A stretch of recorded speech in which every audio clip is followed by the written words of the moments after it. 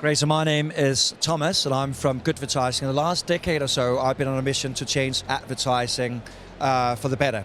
So about a decade ago, I coined the term Goodvertising. It was really like a wordplay on good and advertising. And this was at a time where I was living in Copenhagen. It was around COP15, so we had all the elected government leaders coming into Copenhagen and hopefully striking a deal around the climate. Nothing really happened, and that's why I thought maybe the immense power the brands have, the connection they have with billions of consumers on a daily basis, maybe that can be turned into a force for good. And that was really the beginning of the good advertising movement. And obviously today, every brand is more or less talking about social and environmental good. But back then, a decade ago, it was a novelty. Purpose for most people is like Pokemon. Everybody is searching for it, but nobody really knows why. And when I talk to some companies, it almost seems like, yeah, we want to do good to sell more toilet paper rolls. And for me, that's definitely the wrong way to go into purpose. So from writing good advertising about a decade ago, I used to be a big believer in purpose, and I've been advocating for purpose the last decade or so. But today I realized that that approach is really failing. And it's failing for a number of reasons. First of all, the thing is that every brand today is on the kind of social and environmental bandwagon. So how are you going to trust any brand when every brand is saying that we're going to save the world, we're the superheroes, we're fighting plastic waste, we're fighting food waste. How are you going to create an authentic, genuine connection with people in this space? Brands don't hold the power anymore. People really hold the power in the marketplace. They're the biggest communicators. If you're unhappy about some stuff that P&G or Danone is doing, you can create your own soap company tomorrow. So there's a lot of things happening in this space. It's really about taking people much more seriously. And that, rather than looking inside the company and asking the kind of typical Simon Sinek, why do I exist as a company? What it really asks people to do is asking one simple question: who can you help people become? Because it's really about putting people at the centerpiece of your marketing efforts to be successful in the marketplace today. The centerpiece of that is really saying, how do you enable better lives? How do you create a good life for all of us? Because this is where it's really about a meaningful connection. It's not about XYZ company doing something for society. No, it's about me living maybe in a safer neighborhood. Maybe it's about me becoming more healthy or eating more healthy.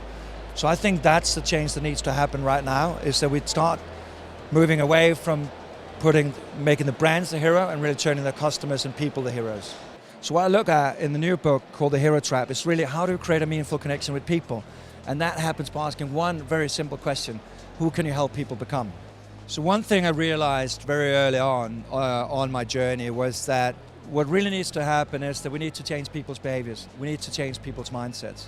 So rather than looking at the company, we need to begin with people. So the thing that I look to psychotherapy, I look to coaching. And this was where this very simple question, who can you help your customers become, came into play.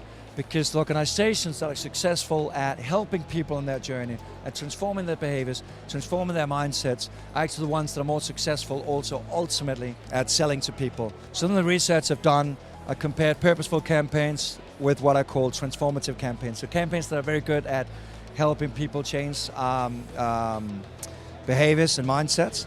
And it actually does show that the transformative campaigns are much better at actually motivating people to do that. So if we want to create change, I think we need to start with people.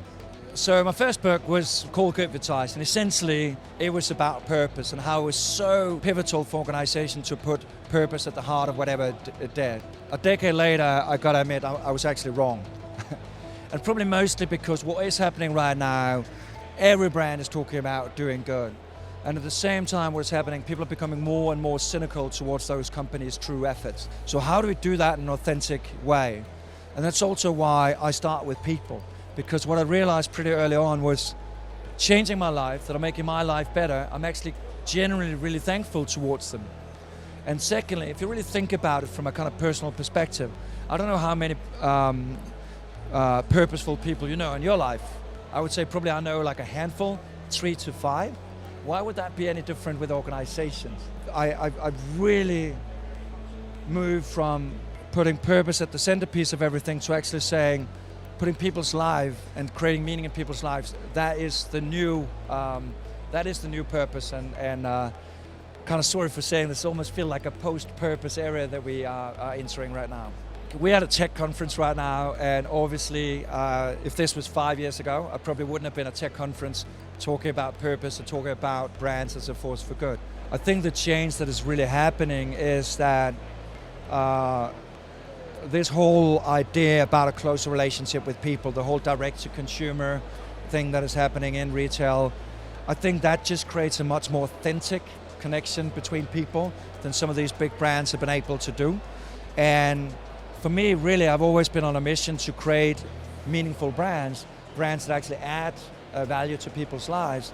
And that's also why, for me, a word like sustainability might seem so nonsensical and distant, but for me, sustainability is really about a good life. So how to deliver a good life to people. And I think the brands that get that are the ones that are going to succeed in the marketplace. And I think it's much, much easier to stay as a small, young Cuban brand that just gets it from the onset, rather than some of these big, old brands that need to make quite a transformation to be able to kind of create that sort of same meaning in my life and in people's lives.